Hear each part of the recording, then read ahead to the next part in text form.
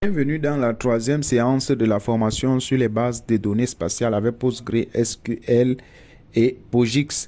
Dans la deuxième séance, nous avons vu comment charger les fichiers shapefile à partir de QGIS dans PostgreSQL couplé à son extension spatiale POSIX. Dans cette troisième séance, nous allons donc voir ensemble comment faire des requêtes spatiales, des analyses spatiales sur les données en référence spatiale stockées dans QGIS. Donc sans toutefois tarder, nous allons présenter les différentes fonctions géométriques qui ont été conçues pour l'analyse spatiale et les différentes requêtes dont on va formuler ici pour la première partie de cette analyse spatiale sera principalement concentrée sur les différentes requêtes. Il y en a 6. Donc allons-y. La base de données que nous allons utiliser, c'est la base de données de la ville de New York. Bon, justement parce que elle est plus complète. Il y a des stations de métro, des rues qui sont bien numérotées et des différents quartiers. Nous allons donc principalement utiliser cette base de données à titre d'illustration pour faire quelques analyses spatiales. Donc, rendons-nous donc dans PostgreSQL. Et on l'a déjà importé via la méthode de la séance passée, les différentes couches de la base de données en question, les différentes couches files de la base de données que vous pouvez retrouver bien évidemment ici. Vous pouvez constater, donc dans Databases, on a le nom de la base de données qui s'appelle NYC. Et on peut retrouver dans l'ensemble des différentes tables, des différentes couches, les rues, les quartiers et des stations de métro. Donc, ce qu'on va faire ici, effectivement, on va juste faire quelques démonstrations liées à nos différentes requêtes SQL. Donc, ce qu'on va faire, premièrement, quand on veut formuler une requête d'analyse spatiale sur PostgreSQL, on va donc faire un clic droit sur le nom de la base de données en utilisant pgadmin bien évidemment. Ensuite, venir dans Query Tool.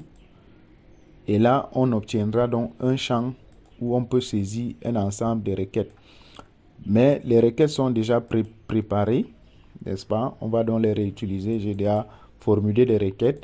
On va juste faire des tests pour se rassurer. Ensuite, je vous mettrai toutes les requêtes dans la description de la vidéo. Et de surcroît, je vais mettre le lien qui va vous permettre de télécharger les données de test. Donc, ne vous inquiétez pas pour cela.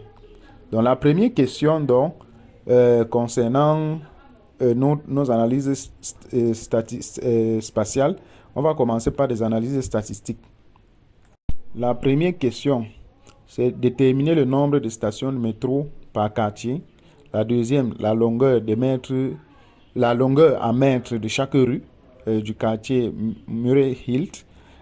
La troisième, la distance séparant les stations de métro minimum, moyenne et maximum.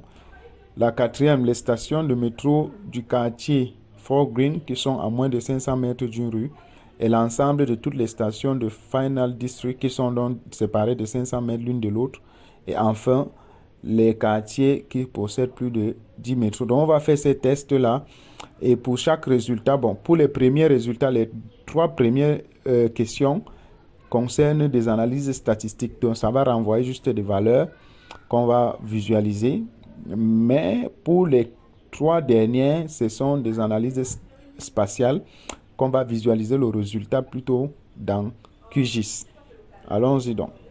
Pour la première question qui consistait donc à déterminer le nombre de stations métro par quartier, la requête a été formulée ici. Donc je vous ai dit, je vais vous mettre dans la description de la vidéo toutes les requêtes qui ont été utilisées pour la démonstration. Donc on l'exécute. Voilà, bien évidemment, ici, on a le résultat plus bas que vous pouvez constater ici. Donc, et là, on a le nom du quartier, le nom de rue. Donc, on a demandé normalement le nombre de rues par quartier. Donc, on a par exemple Ardon Head qui a 146 rues, et ainsi de suite. Donc, la première requête étant exécutée, on passe à la deuxième. Donc, la deuxième requête consiste donc à exécuter, à déterminer la longueur des rues. dans la longueur de rue. Voilà. Donc, on a exécuté la requête et on a obtenu donc ce résultat. Effectivement. Donc, nous allons donc répondre à la première question d'analyse spatiale qui permet de déterminer les stations de métro du quartier Fort Greene qui sont à moins de 500 mètres d'une rue.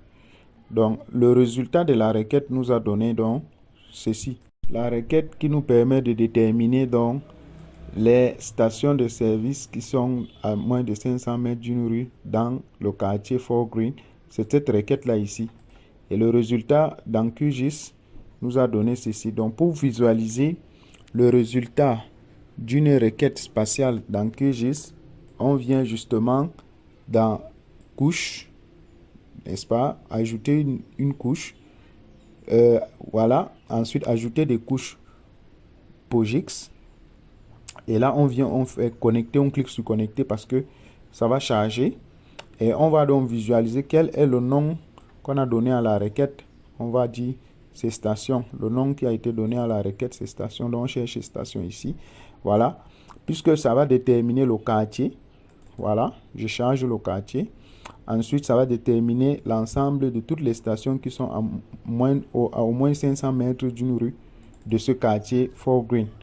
Voilà, donc observons le résultat. Nous avons donc le résultat obtenu. Donc ici, on a l'ensemble de toutes les stations du quartier Fort Greene qui sont à 500 mètres d'une rue. Donc ça, c'est le résultat de la première requête.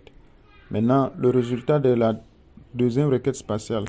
Cette requête permet de déterminer l'ensemble de tous les quartiers qui possèdent plus de 10 stations de métro. Donc, c'est ça, l'ensemble de tous les quartiers qui possèdent plus de 10 stations de métro. Donc, allons charger donc la couche de la requête dans QGIS. Évidemment, pour charger une couche, on vient dans couche, ici. Ensuite, on vient dans ajouter. Ajouter, on vient dans POSIX. Dans POSIX, on fait connecter. Ensuite, là, on peut visualiser. On a donné quel nom? On vient voir quel est le nom qu'on a donné. On a nombre de stations qu'on a donné, nombre de stations.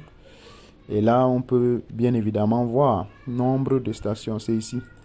Et là, je charge la couche en question. Je ferme.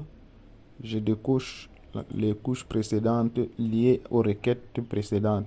Donc, vous voyez, ici, on a l'ensemble des quartiers de l'État de New York qui ont plus de 10 stations. Qui ont plus de 10 stations de métro. Donc, c'est ça.